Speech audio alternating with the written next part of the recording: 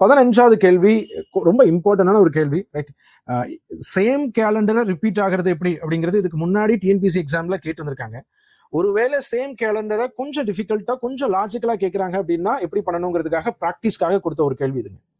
கேள்வி என்ன சொல்லியிருக்காங்க அப்படின்னா 1672 கேலண்டர் திரும்ப எப்போ வரும் அப்படின்னு கேட்குறாங்க. உங்களுக்கு நல்லா ஞாபகம் இருக்கும், நம்ம கிளாஸ்ல படிச்சிருப்போம், ரைட்?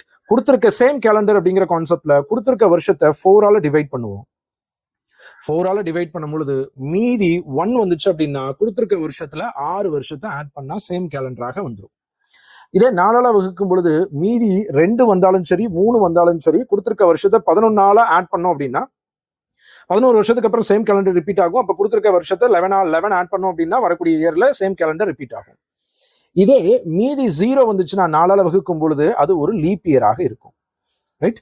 லீப் இயராக இருந்துச்சு அப்படின்னா லீப் இயர்னுடைய கேலண்டர் மறுபடியும் இன்னொரு லீப் இயர்ல தான் ரிப்பீட் ஆகும்.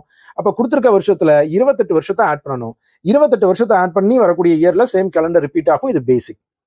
இப்ப இந்த வருஷத்தை எடுத்துக்கலாம், 1672. இந்த 6 வருஷம் 11 வருஷம் 28 வருஷம் கூட்டுறது எல்லாமே ஒவ்வொரு வருஷத்தினுடைய ஆட் டேஸ் நம்ம கவுண்ட் பண்ணுவோம். இப்படி கவுண்ட் பண்ணிக்கிட்டே போகும்போது 7 மல்டிபிள்ஸோ முடிகிற இடத்துல கண்டிஷனை பேஸ் பண்ண மாதிரி இந்த நம்பர்ஸ் எல்லாமே நம்ம எழுதுவோம். தனித்தனியா கால்குலேட் பண்றதுக்கு பதிலாக நம்ம சிம்பிளிஃபை பண்ணி இந்த நம்பர் ஆட் பண்ணா போதுங்கிறத படிச்சிருக்கோம். இப்ப 1672ங்கிற நம்பரை 4ஆல வகுக்கிறோம். 4ஆல வகுத்தா 72 4னுடைய டிவிசிபிலிட்டி ரூல், வகுப்படும் தன்மை உங்களுக்கு தெரியும். கடைசி 2 நம்பர் 4ஆல வகுப்பட்டுச்சுன்னா அந்த முழு நம்பரும் 4ஆல வகுப்படும். 72ங்கிற நம்பர் 4ஆல டிவைட் ஆகக்கூடிய நம்பர். அப்ப கொடுத்துருக்க நம்பர் ஒரு லீப் இயர். லீப் இயரா இருந்தா எத்தனை வருஷம் ஆட் பண்ணணும்? 28 வருஷத்தை ஆட் பண்ணணும். 28 வருஷத்தை ஆட் பண்ணலாம். ஸோ 1700 ஆப்ஷன்ல இருக்கு, ரைட்? யாரெல்லாம் 1700 ஆன்சர் பண்ணீங்களோ நல்லா கவனிச்சு பாருங்க, ஒரு பேசிக்கான ஒரு விஷயத்தை மிஸ் பண்ணிட்டீங்க.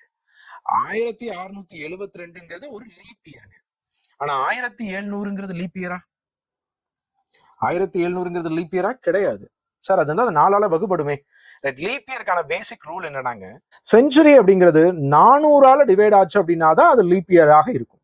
இப்ப 1700 அப்படிங்கிற நம்பர் 400ஆல டிவைட் ஆகாது, அதனால அது லீப் இயர் கிடையாது, ரைட்? ஒருவேளை லீப் இயர்ல வந்து ஒரு லீப் இயரை கொடுத்து மறுபடியும் எப்ப கேலண்டர் ரிப்பீட் ஆகும்னு கேட்கும் பொழுதுங்க 28 வருஷத்தை ஆட் பண்ணா லீப் இயர் வந்துருங்கிறது எல்லாருக்கும் தெரிஞ்ச ஒரு விஷயம். ஒருவேளை அப்படி ஆட் பண்ணும்பொழுது 28 வருஷத்தை ஆட் பண்ணும்பொழுது அது இன்னொரு லீப் இயரா ஃபார்ம் ஆகாம இருந்துருச்சு அப்படின்னா, ரைட்? ஃபார்ம் ஆகாம இருந்துச்சு அப்படின்னா 40 வருஷத்தை ஆட் பண்ணணும். அப்ப 1672ல 40 வருஷத்தை ஆட் பண்ணோம் அப்படின்னா 1712 அப்படிங்கிறது ஆன்சர் ஆப்ஷன் பி.